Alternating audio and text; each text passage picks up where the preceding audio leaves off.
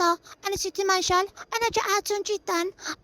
أمي، أنا لا أريد ذلك. لا لا لا لا لا لا لا لا لا لا لا. السلام عليكم. وعليكم السلام ورحمة الله. واش راك خو؟ والله صافا نحمد ربي وانت؟ يحمد رايك ويهنيك لله خويا، ربي راني مع يحفظك. بدي عبد الرحمن. الله يبارك، موهبه في تقليد الاصوات. الأصوات. هكذا بارك الله فيك. قول لي يا خو، اسكو فوالا الحاجه هذه، الموهبه هذه تاع تقليد الاصوات مكتسبه ولا فطريه؟ سي نورمال راح تكون مكتسبة، فطرية 1%، مكتسبة 99%. وانا ضد اللي يقول لك الموهبة هذه تخلق مع الانسان فطرية، لا، راح تكون خدمة دونك الحاجه هذه تعلمتها يا تعلمتها. وانت كمقلد اصوات هكذا، وشنو هي ابرز التحديات اللي تواجهك في الدومين هذا؟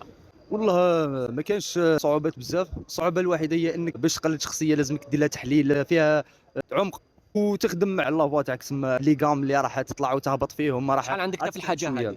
عندي 5 وانا في الله يبارك، نحبك دير لنا حاجه فوالا. وجسد لنا حاجه هكا شخصيه اعطيك نورمال، فاهم. ما كان حتى مشكل. نعطيك باغ اكزومبل